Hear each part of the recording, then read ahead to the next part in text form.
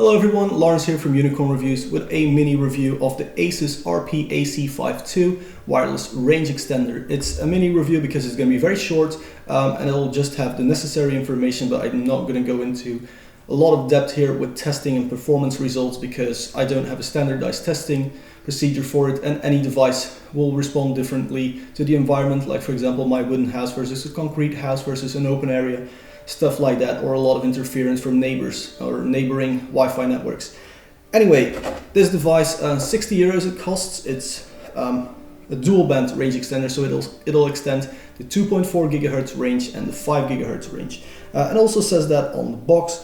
So on the front you just get a lovely looking product picture. It shows that it has an Ethernet port and an audio port. More about that later. Now on one side you get specs. On the other side, it just says this is a range extender in 12 different languages, as well as that it says that this device has a lovely little touch thingy here on the front, and you can set that up to do different things. But one of the most important ones is turn on or off this blue LED here. So Asus says this is like a night light if you're scared in the dark, for example. Really cool stuff, but you can also set it up to do more useful things. All great. Also in the box, other than the unit itself, you find a quick start guide, quick start guide, 12 different languages. It says everything you need to know. I'll talk about installation procedure in just a bit. And you also get this thing because you get 3 years of warranty if you register this, and I really recommend you do register this. Okay, so installation with this thing, incredibly simple. All you do is plug it in, and then you grab a mobile device or any device with Wi-Fi and connect to the existing network on this thing, which will be called RP-AC52, or the 5 gigahertz version is also available. And you just sign into that network, no password needed, so you don't have to remember any passwords. And what will happen is it'll automatically pop up repeater.asus.com. So if it doesn't automatically load that page, you can just go to repeater.asus.com and set up everything there. It'll ask you for a password. It'll then ask you for, well, first the password you want to set on this device to adjust it later on. It'll then ask you which existing network you want to repeat. You should probably take your own and the best quality one. And then it'll say, okay, what do you want the extended network to be called? Do you just want it to be called the same as the original SSID, or does it need to have something else in the name?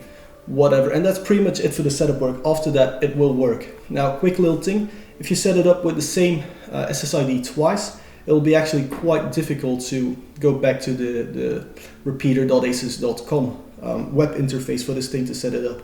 So for once, I'd actually recommend you go with a different name, call it like Garden Wi-Fi or something like that. And then that should all work. And then in that menu, you can do a lot of stuff. You can set it up to go from a repeater to an actual access point. And for that, I'm going to go around the thing, what ports it has, what functions.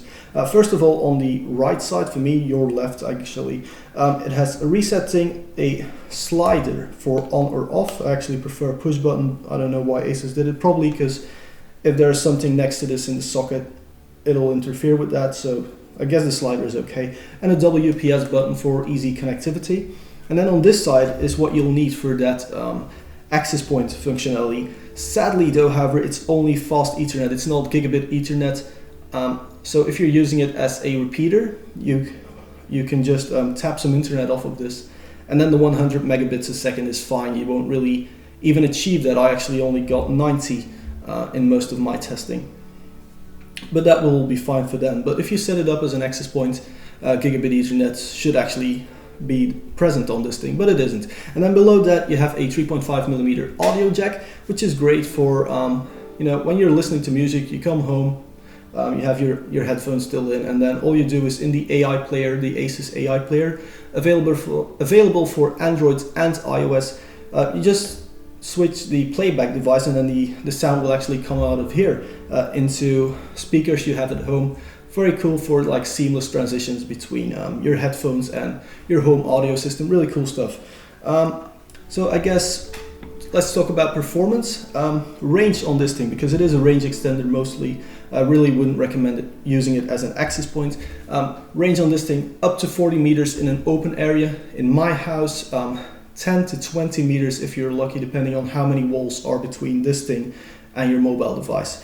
But that's actually fairly good for something this size. I mean, look at how small it is. That's all very cool. But actually, if you are buying a router and a range extender, just get a better router. And that actually brings me to my second point here. Why buy this? It's 60 euros, and for the same money you can get a good router which will have all the same functionality other than the audio stuff, and you can still set up your router to be a repeater or an access point. Plus you get it as a 4-way switch most of the time. So it's a bit of a difficult one. If you want it to be small and good looking, I guess you should get this. And if you need more upgradability, maybe in the future, for example, just get one really good router or two of them, depending on how big your area is.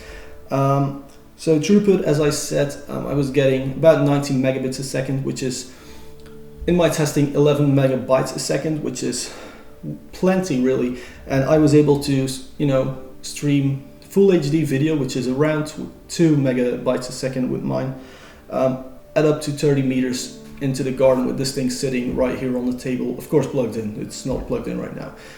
So with all that sort of stuff, I guess time for a conclusion. I'm going to give it a silver award because it is 60 euros. For that money you can get a router which will do exactly the same other than the audio, but it is small, it does look good, it's incredibly easy to set up, whereas if you would go and set up a router as a repeater, you'll have some work cut out for you.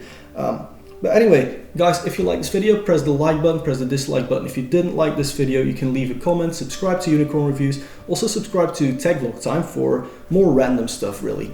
And yeah, you can support me on Patreon, so I'll link all that stuff right there. You can follow me on Twitter, you can follow me on Facebook. And yeah, thank you all very, very much for watching.